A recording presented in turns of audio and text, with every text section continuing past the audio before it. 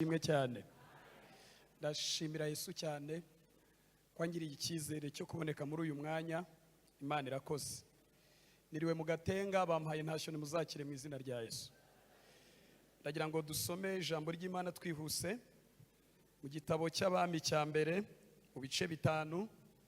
Ngiye kwasoma imirongo ibiri yonyine 18 na 19. Niho honyine ndi busome, mvuga iminota mikeya, twongere turirimbe, twongere twumve n'ibindi. Abami ba mbere bice bitanu 18 na 19. Kuba tutaziranye, nitwa Yohani Paulo, ndi umukristo w'inyarugenge muri ADPR. Dusome mu izina rya Yesu. 18 aravuze ngo, ariko noneho Uwiteka Imana yanjye impaye ihumure impande zose, nta mubisha nta n'ibyago bikiriho, nuko ngambiriye kubakira izina ry'Uwiteka Imana yanjye inzu, nkuko Uwiteka yabwiye umukambwe wanjye Dawidi ati, umuhungu wawe nzashyira ku ngoma yawe mu cyimbo cyawe, niba uzubakira izina ryanjye inzu. Tuvuge ngo amen. Nibyo byarangiye. Murahari? Murahari? Ndashaka kuvuga vuba vuba. Murahari? Yesu ashimwe. Nzarimbisha inzu y'Uwiteka live concert. Ni naho ndakura n'inyigisho yanjye. Kuva navuka mu nda ya mama, kuva nitwanjye natangira kubwiriza, nibwo nahura n'intego isa gutya. Ariko nagize umugisha, umwuka wera aranganiriza. Kuko tutaratangira gutegura intego n'abantu batarabitekereza, umwuka wera yari yaratangiye gukora kera, azi n'intego zizabera mu itorero. Imana ihabwa icyubahiro. Amagambo dusomye arimo ikiganiro Salomo agiranye n'umwami w'Itiro witwa Hiramu. Amubwiyemo ibintu byinshi, ariko ndavugamo bikeya, mbabwira icyo ngambiriye kubabwira. Icya mbere, yabwiye umwami w'Itiro ko Imana yamuhaye ihumure impande zose. Si icya mbere?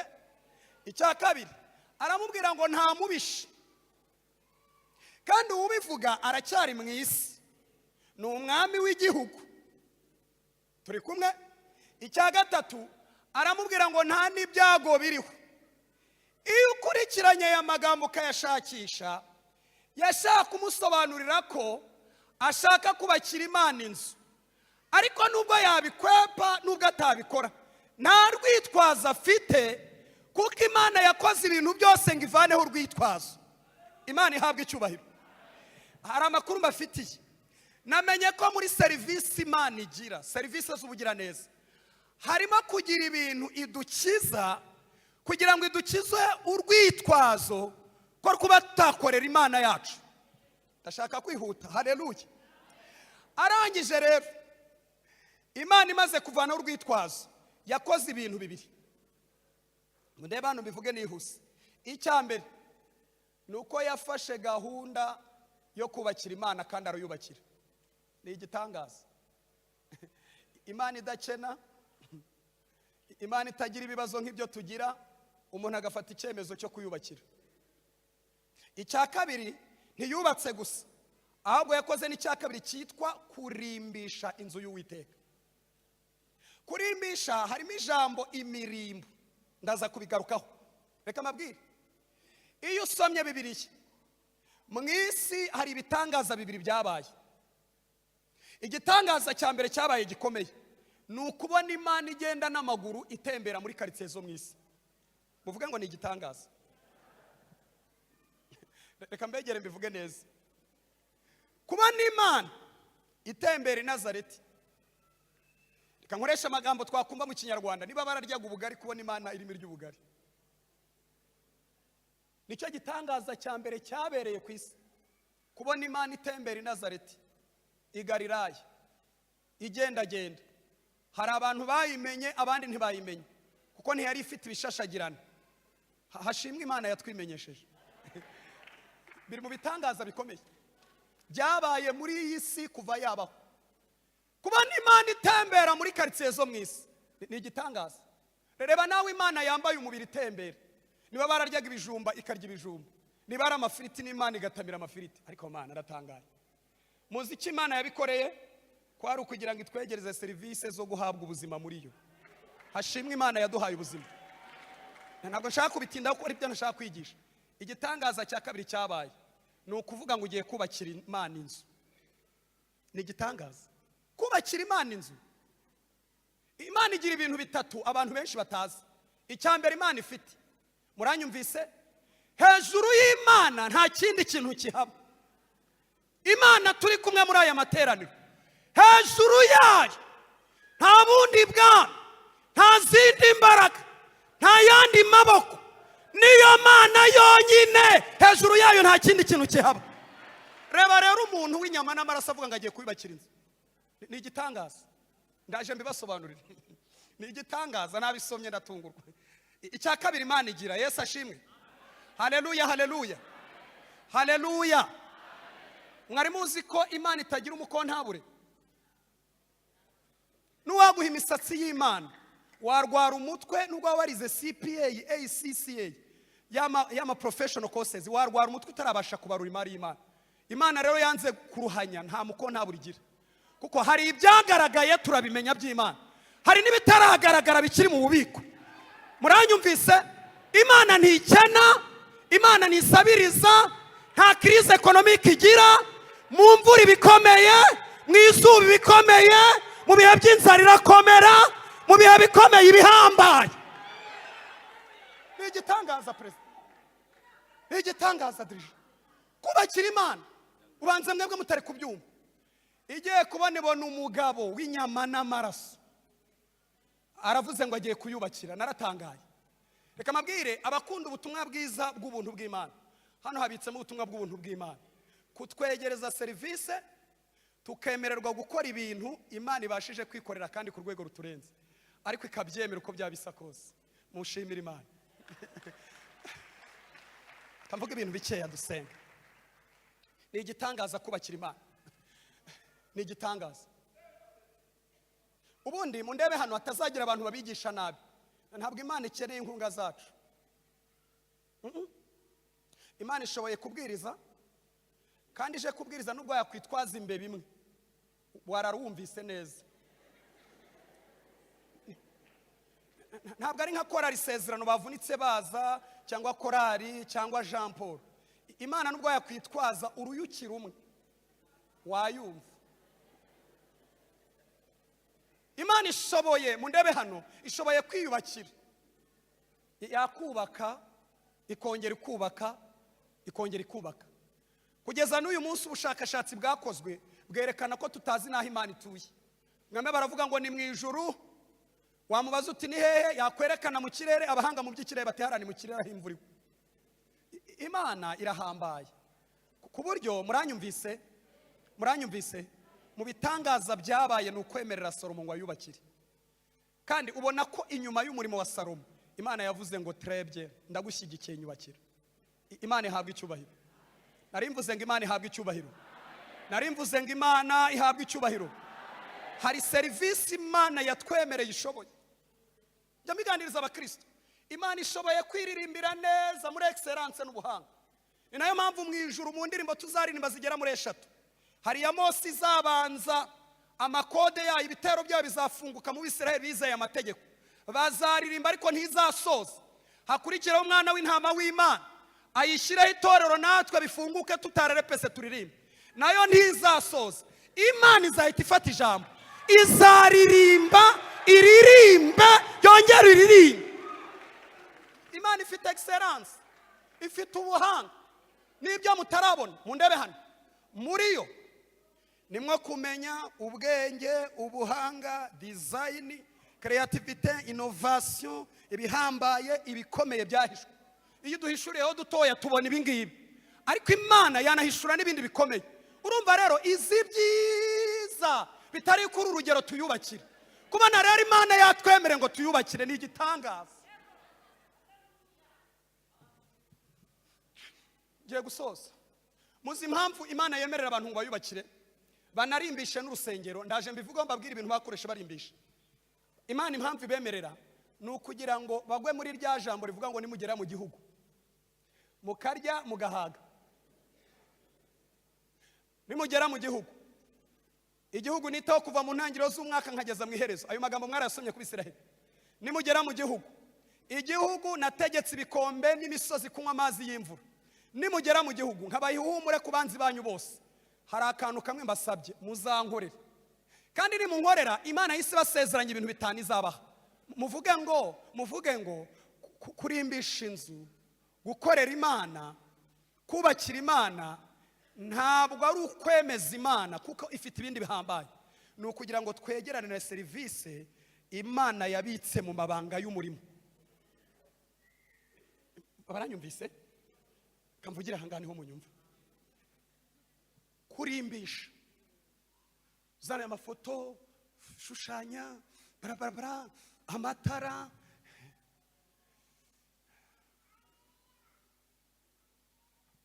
Ugendeye kuri yo biroroheje, ariko ugendeye mu cyo yasezeranye birahambaye. Imana ibibyaza inyungu by'igihe kirekire. Ibwira Abisirayeli ngo bazayikorera nibamara kurya, nibamara guhaga. Yababwiye ibintu bitanu izakora. Mu ndebe hano rero, ngiye kubasobanurira ibibitse muri iyi serivisi yo kubakira Imana no gukorera Imana. Icyambere Imana yababwiye, mu ndebe hano nyibabwiye, yarababwiye ngo ibyo kurya byanyu n'ibyo kunywa nzabiha imigisha. Bisobanuye ko ibyo kurya babifite n'ibyo kunywa bazabibona, ariko Imana irashyizemo umugisha, bishobora nabo kubarya. Umugisha ushinzwe ibyo kurya, ushinzwe gukwecinga, kwangiza ibiri mu biryo byakwangiza, kuko bituruka mu butaka bwahumanye. Imana irababwira ngo nimugera mu gihugu mukarya, mukankorera, njyewe nzajya nza mu biryo ishyiremo umugisha.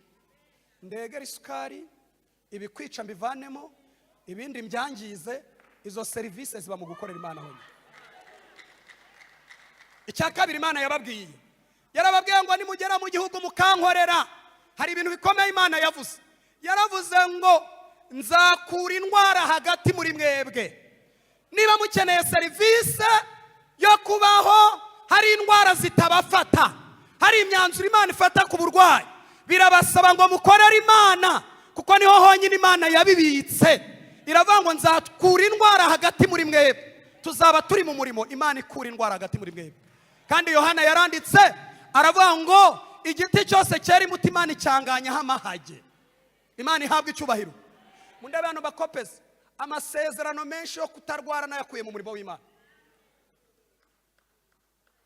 Niyo mpamvu iyo umuntu apyinata agakorera Imana yitera imibare, hari igihe nawe Imana igutera imibare, ariko imibare y'urukundo ugasanga ukoreye Imana ku gahato, udakorera Imana uryohewe.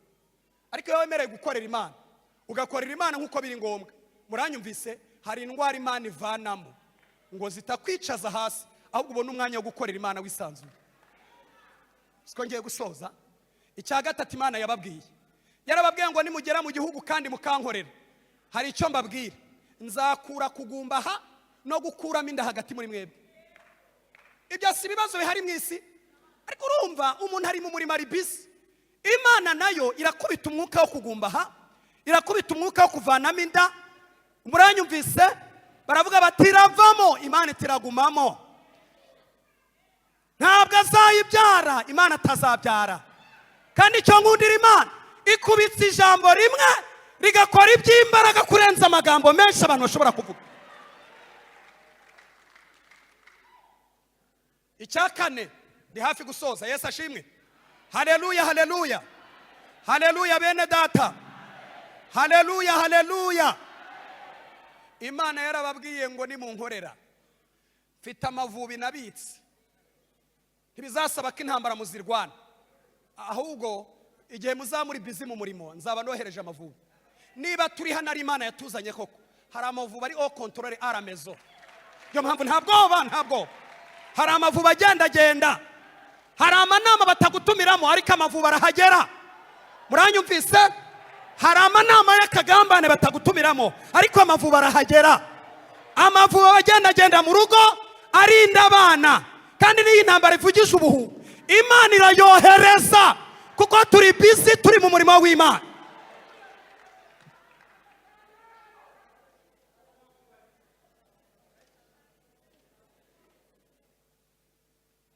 Ndashaka gusoza. kurimbisha niki, imirimbo niki, nacyo nshaka gusorezaho. Nta muntu mu Rwanda utazi imirimbo, cyane abanyakigali. Usanga umudamu afite isakoshi ya mpande eshatu, ukibaza wayavunwa n'isakoshi ya mpande eshatu. Ni imbaraga z'umurimbo. Hari umuntu ugura rinete hano ugasanga yazisize irangi atavanye kwa muganga, ni imbaraga z'umurimbo. Hari insokozo, hari usokoza atya gasatura atya, hari n'usokoza akagira indundi atarakandagiyeyo, imbaraga z'umurimbo. Ese muranyumvise? Haleluya, haleluya, haleluya. Ese murimo muranyumva? Hari imbaraga z'iki? Kurimba rero ni iki cyangwa imirimbo ni iki? Ni ibintu umuntu akora yaba mu buzima busanzwe. Reka mvuge ku nzu nibwo muza kubyumva ko turi ku ijambo rivuga ngo nzarimbisha inzu y'Uwiteka. Ni ibintu umuntu akora akaryoshya inzu, agashyiraho design, agashyiraho utuntu tuzajya dusobanurira abantu batahageze uwo ari we, kandi uko umuntu angana niko arimbisha. Buriya iwawe uko hasa niko unangana mu mufuka. Kambwirize ndeba hejuru. Ese muranyumvise? Uko yarimbishije ntago bisaba ko tujya kumenya ibyo tugaburira. Iyo urebye imirimbo iri ahantu umenya ibyo uza kurya. Uba ahantu mwahabura ibiryo ukurikije imbaraga zihari. Reba ya matara, urabona hatariho ikintu, kandi n'inyuma yabyo hari Imana igenda ibasunika. Nari mvuze ngo Imana ihabwa icyubahiro. Rero hari ibyo bimenyetso, hari imitako y'ubwiza, hari amatara, hari ibishushanyo, hari amafoto, kugira ngo Salomo arimbishe inzu y'Uwiteka. Yakoresheje ibintu 9, ndabivuga nihuta. Yakoresheje ibintu bingahe? Ubwo muraza kureba ibyo maze gukoresha. Nabisomye nitonze. Icya mbere ni imiringa. Fel, imiringa. Imiringa n'ubwoko bw'amabuye y'agaciro, nibwo bacuragamo ibintu bitandukanye. Kandi iyo miringa isomye Bibiliya ngo barayikoresheje kubara bigezo birabananira. Salomo aravuga ati iby'imibare ni mu byihorere. Bakoresheje imiringa, bakoramo ibikoresho bitandukanye byo kurimbisha urusengero, kugeza ubwo imibare ibananira. Salomo arangira avuga ngo ntimuzongere kubara imiringa dukoresha. Icya kabiri ni irangi ryo gushushanya, cyangwa irangi cyangwa penti mu Cyongereza. Bari bafite irangi bashushanya. Hari ibishushanyo by'abaserafi, ibishushanyo by'abakerubi, ibishushanyo by'Uwiteka ameze nk'intare. Nabisomye nijoro ndatangara, byo kugira ngo bereke abantu ngo nubwo mwinjiye aha hantu, nubwo ari ibishushanyo, ariko ibi ngibi tubifite nk'ubuzima. Hari Imana ibunze muri twebwe imeze nk'intare. Imana ihabwa icyubahiro. Ikindi bakoresheje zahabu, zahabu bari bayifite nyinshi bakoresheje. Icya kane ni abikorezi bafite imbaraga, batwaraga ibimaze gukorwa. Abikorezi kuko ntibabicuriraga hafi y'urusengero, babikoreraga ahantu hatandukanye. Abikorezi bakabyikorera. Icya gatanu cyantangaje ni abacuzi n'abanyabukorikori b'abahanga. Uzwi cyane ni Hiramu, ukomoka ku mugabo w'Umutiro ndetse n'umudamu wa Nafutali, wo mu muryango wa Nafutali.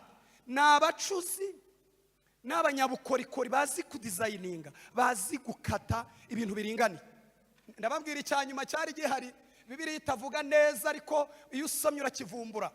Icya gatandatu ni abakozi bahuzaga ibyabaga bimaze gukorwa, assemblers, abakozi bahuza. Niba ari ibyuma byubatswe babizanye no ku rusengero, hari abibihuza bakabihina bakabigorora. Ikindi ni abashushanyaga, abahanga mu gushushanya, creative design, bagashushanya bagashushanya. Ikindi cyantangaje ni abakoraga amasuku aho abantu bamaze gukora, bagakora amasuku bagakubura.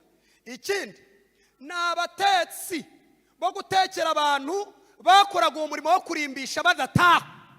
Hari abatetsi bateka.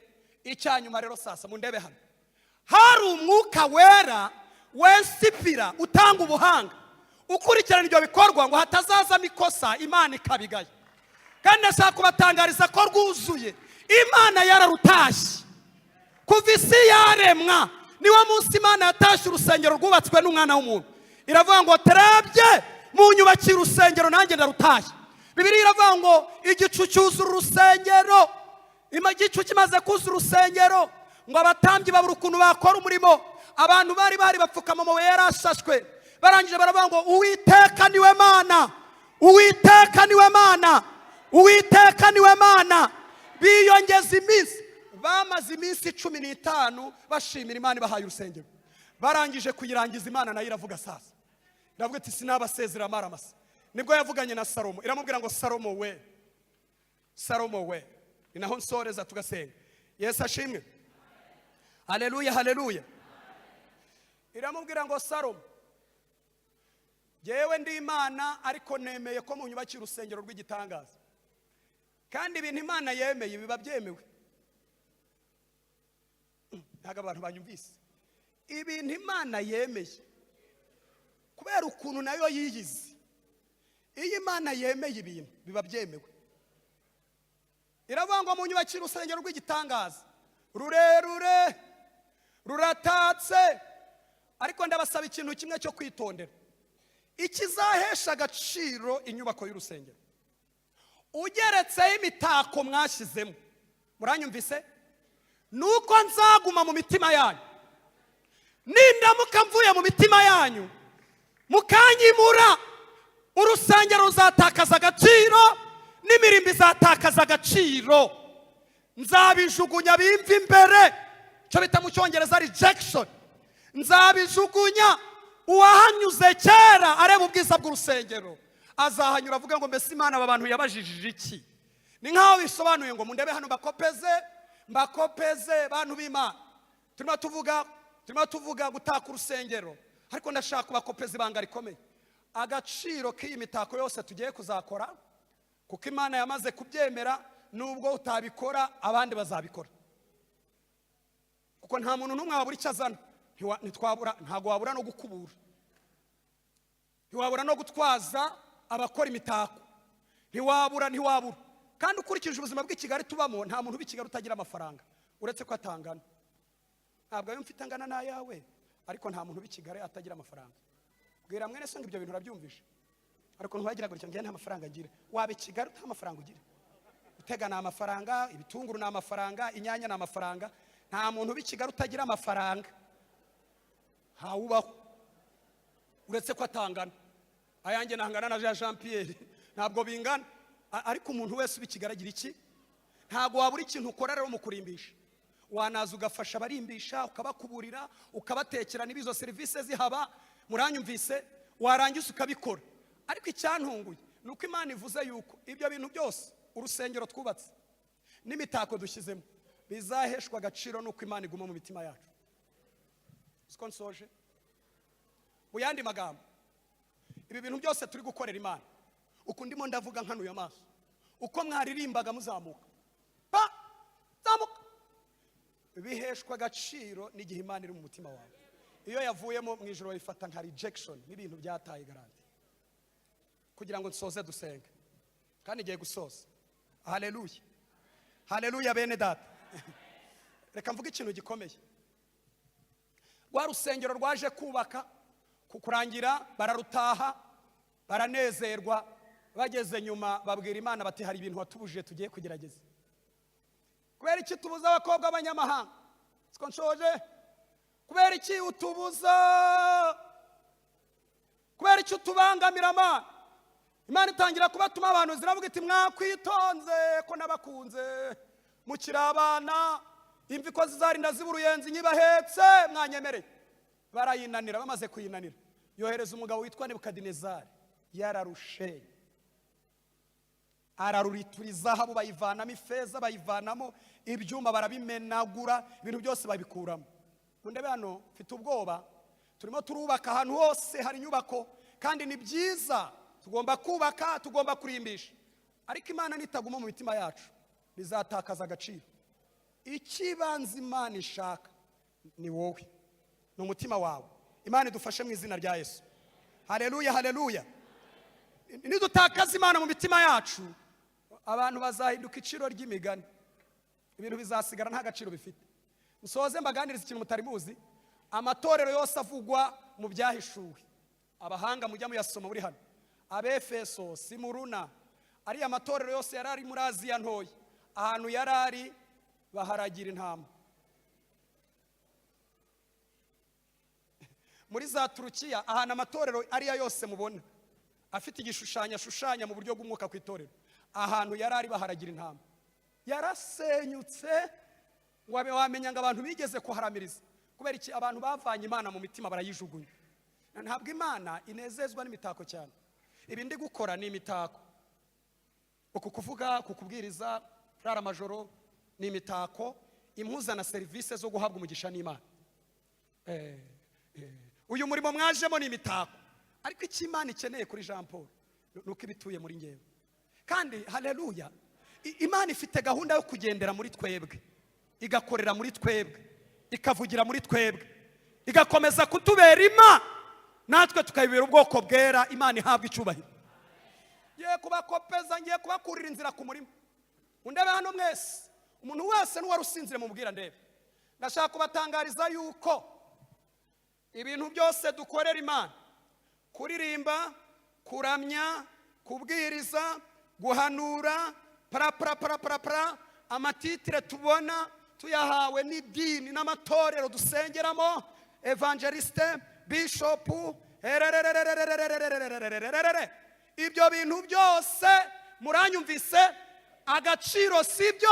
Agaciro ni igihe Imana ikiri mu mutima wanjye. Iyo tuyimuye Imana ntibona bishop, ibona uwapfuye. Iyo tuyimuye Imana ntibona imitako, ibona ibyarangije garanti. Iyo tuyimuye tukayijugunya Imana ntibona abantu bazimo, ibona abarwayi. Iyo tuyimuye Imana ntidufata nk'ishyanga ryera, idufata nk'abantu bamaze kurangira. Ariko iyo tugumishijemo Imana, haleluya, Imana inezererwa umurimo twakoze, ikaduha umugisha, ikanatwongera. Ngiye gutanga itangazo pasiteri, nsoze undebe hano bahitangazo. Ntimubona uyu murimo wose muri gukora? Nimugumana Imana mu mitima, ntabwo izabaho umugisha w'uyu munsi gusa. Uko ibyibutse, uko itembereye, uri wawe mu rugo wicaye, mushumba yicaye ari kunywa ka cyayi, izajya ivuga iti hari umunsi yatangaga amatangazo. Ivuga atari ku bungu bari hera, kuko Imana izahari ihita imusanga mu rugo. Mu isi y'umwuka niko Imana izajya ibigenza. Ivuga iti nibutse uko wankoreye umurimo, ntiwasenze, nta muhanuzi uri wawe, ihita ikongera kandi kandi. Nukuvuga uyu murimo nuraduhesha umugisha w'uyu munsi, nitugumana n'Imana uzaduhesha umugisha w'ejo, ndetse Imana izakora transfer no ku bana bacu. Ntabwo bizarangirira kuri twebwe, n'abana bacu bazawuryaho, n'abadukomokaho bazawuryaho. Imana izakora transfer y'amasezerano.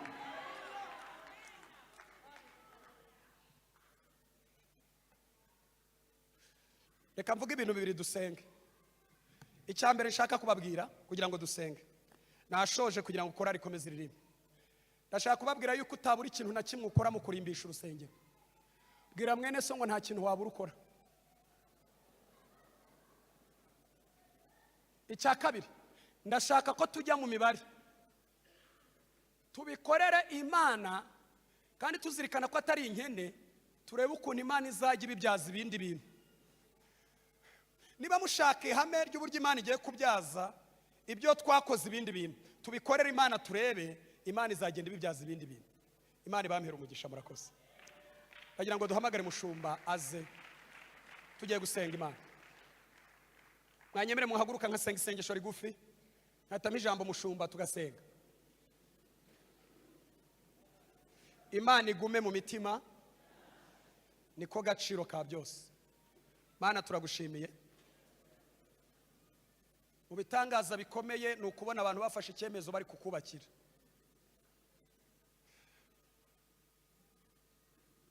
Wowe nturi Imana abantu bavuga ngo uzanyagirwa, kuko nturi igiti, nturi ibumba. Nta nubwo tujya kukwanura iyo imvura ikubye. Igitangaza gikomeye ni ukubona sejemo fata icyemezo cyo kukubakira. Bibitse ubutunzi bukomeye, birahambaye, ni ibinyembaraga. Ariko icyo uvuze kirakomeye. Uravuze ngo nibangumana mu mitima, nubwo bakora uyu murimo ukarangira, uko ubyibutse, uko birebye, kuko Imana idakiranirwa ngo yibagirwe imirimo myiza twakoze n'urukundo twerekanye ko dukunze izina ryayo. Uzajya ubibyaza ibindi bintu tutazi. Ushobora kuzabibyaza uburinzi, ushobora kuzabibyaza kurinda abana, ushobora kuzabibyaza kubaho ubwenge, ushobora kuzabibyaza imbaraga ziturinda, ushobora kuzabibyaza gutanga akazi, ushobora kuzabibyaza kuturinda indwara, ushobora kuzabibyaza kubana natwe ku maseta, ushobora kuzabibyaza kuturindira mu muhanda. Iri teraniro rihe guhishurirwa, rihe guhishurirwa, abantu bave mu bitekerezo byo munsi y'ubutayu bwa Sahara, ahubwo dukora uyu murimo nk'abikorera, kandi Imana ituye mu buzima bwacu. Ndasengera umuntu wese wazanye umutima mwana wamaze gusohoka mu buzima bwe, ngo Imana imugenderere, Umwuka Wera akora umurimo muri we, kandi ntacike intege, ntananirwe, ahubwo yongera agaruke ku kagaciro nuko utura mu buzima bwacu. Tugukomeye amashyi tugushimira mu izina rya Yesu. Amen.